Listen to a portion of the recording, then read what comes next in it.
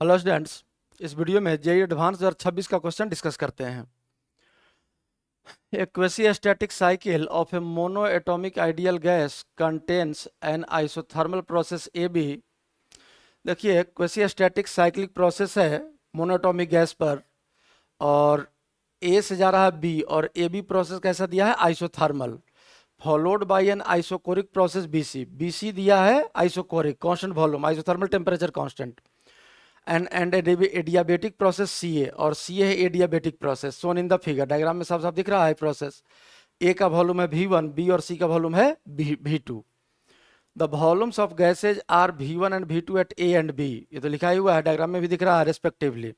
If cycle has heat input Q in and output Q out, then efficiency of cycle is defined as. Efficiency तो आप लोग पढ़े होंगे, heat input minus heat output divide by heat input. अब यहाँ heat output तो है, लेकिन हम लोग को मोड लिखना होता है, क्योंकि जब हीट आउट होता है, हम लोग पढ़े होंगे साइन कन्वेंशन, जब क्यू आउट आप निकालिएगा नेगेटिव आता है, और नेगेटिव ही बताता है कि ये हीट सिस्टम से बाहर आया है, सिस्टम रिलीज किया है। और यहाँ मैग्नीट्यूड लेते हैं हम लोग, क्यू आउट मतलब कितना हीट रिलीज किया, अमाउंट ऑफ हीट कितना रिलीज किया गया है, क्यू आउट मैग्नीट्यूड लेना होता है। खैर, efficiency Q in minus Q out by Q in, ये तो आप लोग पढ़े भी होंगे लॉज ऑफ थर्मोडायनेमिक्स में। The correct statements is are. अब इनमें से हम लोग को चूज करना है कौन कौन सा स्टेटमेंट करेक्ट है। तो सबसे पहले देखिए, क्यू इन और क्यू आउट इसमें जो लिखा है, तो सीए ये एडियाबेटिक प्रोसेस है, सीए जो है ये एडियाबेटिक प्रोसेस है, तो एडियाबेटिक प्रोसेस में तो क्यू जीरो होता है, तो इसमें तो हीट का एक्सचेंज ही नहीं होगा। अब ए बी आइसोथर्मल प्रोसेस है। अगर आइसोथर्मल प्रोसेस के लिए हम लोग फर्स्ट लॉ अप्लाई करें, Q equals W plus delta U, तो डेल्टा यू तो आइसोथर्मल प्रोसेस के लिए जीरो हो जाएगा, क्योंकि n C B delta T temperature change हो नहीं रहा, आइसोथर्मल है, तो Q इक्वल्स डब्ल्यू बचा। और चूंकि ए से बी जाने में वॉल्यूम बढ़ रहा है, तो वर्क डन पॉजिटिव ही आएगा, तो यही हो जाएगा आपका Q in A B process में। और BC के लिए देखिए, BC में आइसोकोरिक प्रोसेस है, तो आइसोकोरिक प्रोसेस में वर्क डन जीरो। अब अगर फर्स्ट लॉ अप्लाई करें तो Q equals W plus delta U, तो डब्ल्यू जीरो हो गया और डेल्टा यू। अब ध्यान से देखिए, वॉल्यूम यहाँ कांस्टेंट है, तो वॉल्यूम कांस्टेंट है तो हम लोग लिख सकते हैं pressure directly proportional to temperature, PV equals nRT से। तो वॉल्यूम चूंकि कांस्टेंट हो गया, एनआर तो कांस्टेंट ही रहेगा गिवन सैंपल के लिए, तो P directly proportional to T. अब बी से सी जाने में ध्यान से देखिए, इस ग्राफ में प्रेशर एक्सिस पर नीचे जा रहे हैं, तो प्रेशर घट रहा है। अब प्रेशर अगर घट रहा है, इसका मतलब टेम्परेचर भी घट रहा है, और टेम्परेचर जब घटेगा तो डेल्टा टी नेगेटिव होगा, और डेल्टा टी नेगेटिव होगा तो delta U n C B delta T ये नेगेटिव आ जाएगा, और डब्ल्यू तो जीरो ही है, तो Q equals W plus delta U में डेल्टा यू नेगेटिव हुआ, डब्ल्यू जीरो हुआ, तो क्यू नेगेटिव, यही बता रहा है कि यहाँ से हीट बाहर गया है, तो यहाँ हम लोग लिख सकते हैं क्यू आउट। और इस तीसरा प्रोसेस सीए में तो क्यू एक्सचेंज जीरो है, तो यही आपका क्यू इन और क्यू आउट हो गया। तो सबसे पहले क्यू इन क्यू आउट हम लोग निकाल लेते हैं, और बाकी इसमें से जो चेक करना होगा सो हम लोग चेक कर लेंगे। तो पहले क्यू इन लिखिए, तो देखिए क्यू इन आइसोथर्मल प्रोसेस के लिए, तो आइसोथर्मल प्रोसेस के लिए डेल्टा यू जीरो, तो क्यू इन इक्वल्स हो जाएगा आपका सिर्फ डब्ल्यू, और आइसोथर्मल प्रोसेस के लिए वर्क डन क्या होता है? N R T l n V final minus V initial. तो अब ए से बी गया है, तो फाइनल वॉल्यूम कहाँ का हो जाएगा? बी का, तो ये हो जाएगा V B by V A, यही हो गया क्यू इन। अब V B by V A का वैल्यू अगर हम लोग यहाँ से पुट कर दें, तो देखिए वी बी है आपका V2 और वी ए है V1, तो ये क्यू इन का वैल्यू आ गया एन आर टी, और इस आइसोथर्मल प्रोसेस का टेम्परेचर रिज्यूम कर लेते हैं T है, तो n R T l n V B हो गया आपका V2 और डिवाइड बाई वी ए हो गया V1, ये क्यू इन हो गया। अब क्यू आउट निकालते हैं, तो क्यू आउट का वैल्यू देखिए क्या आएगा, ये तो आइसोकोरिक प्रोसेस है, वर्क जीरो, सिर्फ n C B delta T, तो ये हो जाएगा एन और सी भी, मोनोएटॉमिक गैस दिया हुआ है, मोनोएटॉमिक का सी भी आप लोग पढ़े होंगे 3/2 होता है, 3/2 आर, तो एन सी भी और डेल्टा टी हो गया T C minus T B, T C minus T B. अब हम लोग टीसी और टीबी का वैल्यू, तो देखिए टीबी तो टी हो गया, आइसोथर्मल प्रोसेस का जो टेम्परेचर माने हैं, तो टीबी टी लिख देंगे, और टीसी का वैल्यू निकाल लेते हैं। क्योंकि देखिए जब इसका टेम्परेचर टी माने हैं, तो ए पॉइंट पर भी टेम्परेचर टी हो गया और बी पॉइंट का भी टेम्परेचर टी हो गया, तो टीबी टी लिखेंगे। और ये चूंकि एडियाबेटिक प्रोसेस है तो इस प्रोसेस के लिए हम लोग वॉल्यूम और टेम्परेचर, चूंकि वॉल्यूम V1 V2 के फॉर्म में दिया हुआ है तो वॉल्यूम और टेम्परेचर का रिलेशन यूज करते हैं, तो हम लोग का TC भी निकल जाएगा इस T के टर्म में। तो सबसे पहले C से लेके A तक वॉल्यूम और टेम्परेचर, तो वॉल्यूम और टेम्परेचर का इक्वेशन आप लोग जानते हैं एडियाबेटिक प्रोसेस के लिए, CA के लिए हम यूज कर रहे हैं। तो TC into VC to the power gamma minus 1 equals, यही VT into V to the power gamma minus 1 equals constant होता है, तो TC into VC to the power gamma minus 1 equals TA into VA to the power gamma minus 1। यही आएगा आपका temperature और volume में relation इस एडियाबेटिक प्रोसेस के थ्रू C और A के लिए। अब यहाँ से TC का वैल्यू देखिए कितना है, TC निकालना हम लोगों को, और VC कितना है, VC V2 है, पुट कर दीजिए और यहाँ से TC सॉल्व कर लेते हैं हम लोग।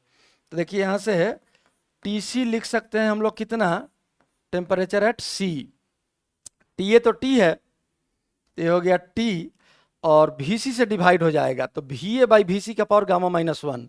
अब VA कितना है, तो VA देखिए V1 है और VC कितना है, ये V2 है, V1 बाई V2, देखिए यहाँ VA बाई VC हो गया और whole power gamma minus 1।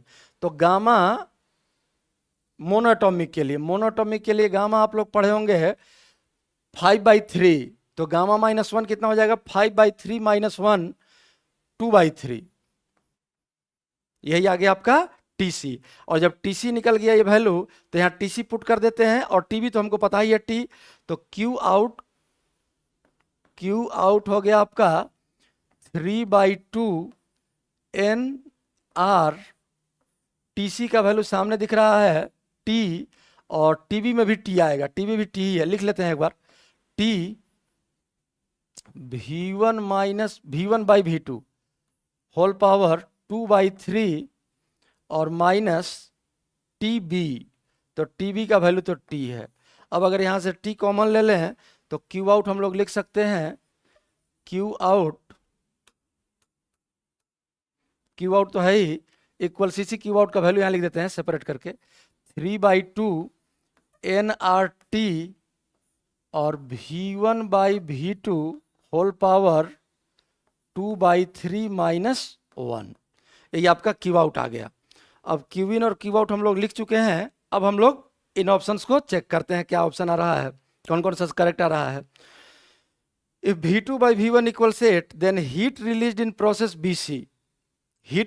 Process BC is smaller than heat absorbed in process AB। मतलब Q इन और Q आउट ही निकालना हम लोगों को और चेक करना है कौन बड़ा है। BC वाला बोल रहा है छोटा है और AB वाला बड़ा है। इन process BC is smaller then, मतलब Q आउट छोटा है, Q इन बड़ा है। अगर ये आ जाता है तो पहला ऑप्शन करेक्ट हो जाएगा। तो Q इन का मैग्नीट्यूड निकालिए इस कंडीशन के लिए जब V2 बाई V1 इक्वल्स 8 है।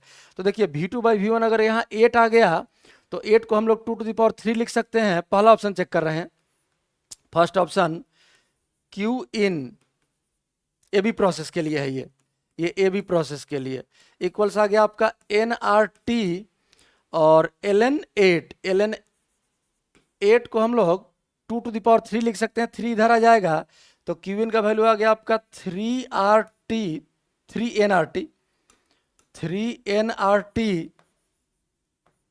ln 2 और ln 2 का वैल्यू दिया 0.7, तो ये वैल्यू आ गया आपका 2.1 NRT। ये Q इन आ गया, मतलब AB प्रोसेस में हीट इनपुट आ गया। अब Q आउट निकालते हैं BC प्रोसेस के लिए हीट। तो BC प्रोसेस में Q आउट का वैल्यू आ जाएगा आपका, देखिए यहां से सबसे पहले V2 बाई V1 8 है, यहाँ V1 बाई V2 है, तो ये तो 1/8 आ गया। अब 1/8 लिख लेते हैं वैल्यू पहले, तो 3/2 NRT और 1/8 का पावर 2/3 है, 1/8 का पावर 2/3 है, तो 8 को हम लोग लिख सकते हैं 2 टू द पावर 3 और इसका पावर है 2/3, पावर का पावर मल्टीप्लाई हो जाता है और 3 कैंसिल होकर 2 स्क्वायर बचेगा और -1। अब 1/4 ये 1/4 बचा, 1/4 -1 ये -3/4 आ जाएगा और -3/4, तो Q आउट नेगेटिव आ गया। यही नेगेटिव बता रहा है कि यहाँ से हीट रिलीज हुआ है, बाहर गया है। और मैग्नीट्यूड अगर लिख लें हम लोग क्यू आउट का, तो मॉड हो जाएगा आपका 3/4 आया था, तो 9/8 nRT। अब 9/8 तो 1 पॉइंट समथिंग होगा, 2 से तो कम है, ये 2.1 है। मतलब ए बी प्रोसेस में, और ये क्यू आउट किस प्रोसेस में है, बीसी प्रोसेस के लिए है, ये बीसी प्रोसेस के लिए। तो ए बी प्रोसेस में हीट एडेड ज़्यादा है बीसी प्रोसेस के हीट रिलीज से, और यही बात ये बोल रहा है कि V2/V1 equals 8, heat release in process BC is smaller then, तो स्मॉलर है भी, सामने दिख रहा है, मतलब फर्स्ट ऑप्शन आपका करेक्ट है। सेकंड ऑप्शन चेक करते हैं। For a given value of V2/V1 eta does not depend on temperature of isothermal process. अब देखिए, अगर हम लोग ईटा का वैल्यू लिखे हैं, तो यहाँ से जो हम लोग क्यू इन और क्यू आउट निकाले हैं, तो देखिए ईटा का वैल्यू क्या हो जाएगा, eta equals Q in minus Q out divided by Q in होता है।